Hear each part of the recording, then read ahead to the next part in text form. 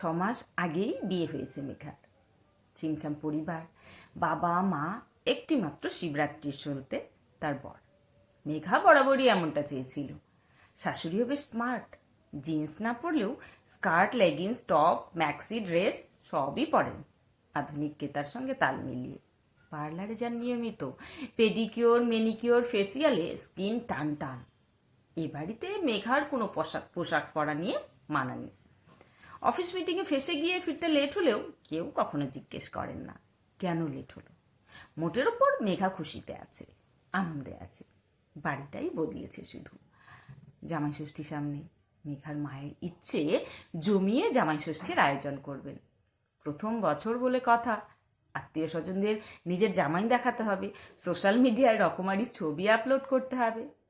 Social status maintain না করলে আধুনিক ক্রেতা সর্বস্ব সমাজে টিকে থাকা দায়। মেঘাকে ডিজাইনার শাড়ি পরার কথাটা পই পই করে মনে করিয়ে দিয়েছেন ভদ্রমহিলা। সেদিন থেকেই মেঘার একটু মন খারাপ। ছেলেদের জন্য এতগুলো দিন, মেয়েদের জন্য যদি কয়েকটা দিন থাকতো যে মজাই না হতো। তাকেও বেশ প্রদীপ জ্বালিয়ে পঞ্চব্যঞ্জন সাজিয়ে আশীর্বাদ করে খেতে দিত। স্পেশাল ট্রিটমেন্টের সঙ্গে দু একটা গিফটপত্র পেলে তো বস পুরো জমে ক্ষীর। কি সুন্দর হতো সবটা, একটা অন্যরকম আনন্দ। কিন্তু কোথায় কি, ওই বছরে একটা জন্মে উদ্ধার করা দিন ছাড়া ঝুলিতে কিচ্ছুটি নেই। কেই বা ভাবে মেয়েদের কথা, চিন্তা করে তাদের খুশির জন্য? দূর, ওই মুখেই খালি বলা সমান সমান, ছেলে মেয়ে দুজন নাকি পাখির দুই ডানা। রোববার সকালে ভাবছিল মেঘা একবার বাবার বাড়ি ঘুরে আসবে। 2 সপ্তাহ হলো অফিসে চাপে একটা দিনও যেতে পারেনি। গত সপ্তাহে চাপ ছিল, প্রজেক্ট ফিনিশ করতে রোববারও অফিস যেতে হয়েছে।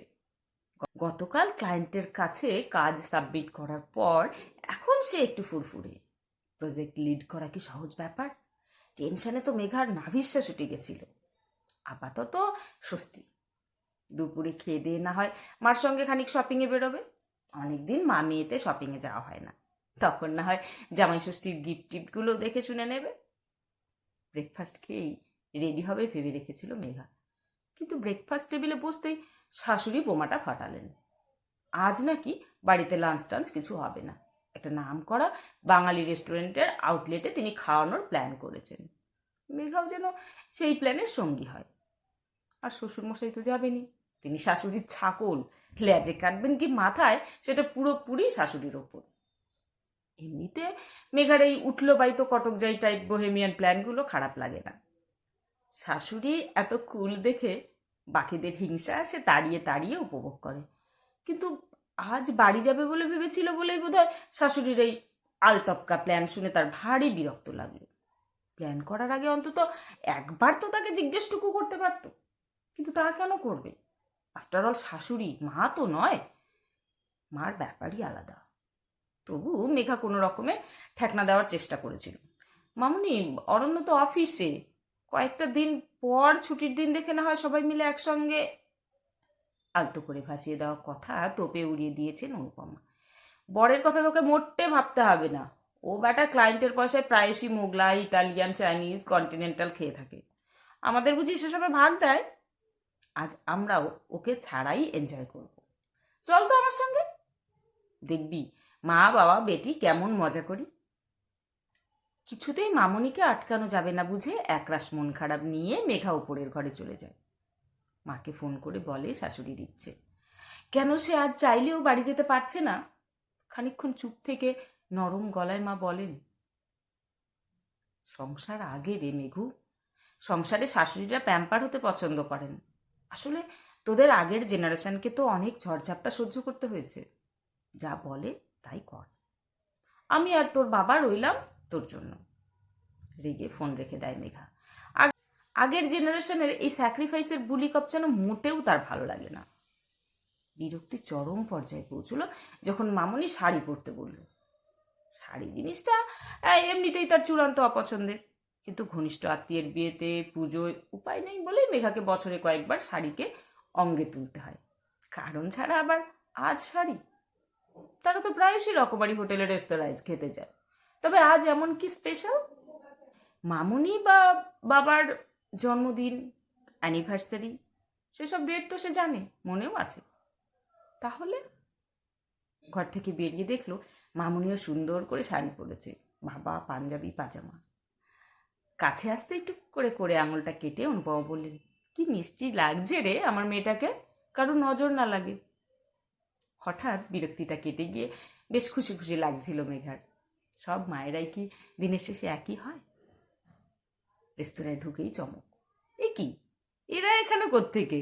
সে তো আজ মা বাবার সঙ্গে দেখা করতে যাবে বলেই ভেবেছিল, কিন্তু মা বাবা এই সময় রেস্তোরাঁয়?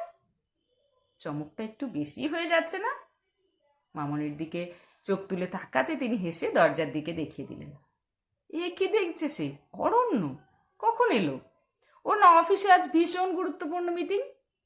একগোছা গোলাপ হাতে তুলে দিয়ে হাঁটু গেড়ে বসে বলল, সারপ্রাইজটা কেমন লাগলো? সব কেমন যেন স্বপ্নের মতো মনে হচ্ছে। মামনি ধান দুর্বা দিয়ে আশীর্বাদ করে হাতে হোয়াইট গোল্ডের সূক্ষ্ম কারুকাজ করা ব্রেসলেটটা পরিয়ে দিতেই রেস্তোরাঁর লোকজন মেঘার জন্য অর্ডার করা বৌমা ষষ্ঠী স্পেশাল থালিটা সাজিয়ে দিয়ে গেল। বাকিদের থালিও এসে গেল চটপট। ক্যামেরা থামছেই না, অরণ্য মুঠোবন্দি করছে প্রতিটা মুহূর্ত, যেন ক্লিক বন্ধ হলেই মুহূর্তগুলো ডানা মেলে উড়ে যাবে। চোখে জল, মুখে হাসি নিয়ে মেঘা বলল, এত সব আয়োজন তুমি আমার জন্য করলে মামনি? কেন, তুই খুশি হসনি? অর্চনা দেবী আলতো করে মেঘার মাথায় হাত রাখলেন। খুব খুব খুশি। কিন্তু মামনি, এসব কিন্তু কিসের?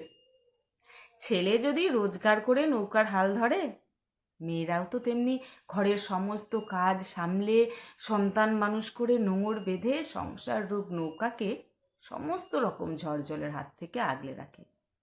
তাহলে বছরের একদিন মেয়েটাকে ভালো রাখার জন্য যদি জামাই ষষ্ঠীর আয়োজন হয়, তবে বছর ভর ছেলেটাকে সাপোর্ট করার জন্য, সংসারের সমস্ত দায়িত্ব হাসি মুখে পালন করার জন্য বৌমা ষষ্ঠীও তো চালু হতে পারে।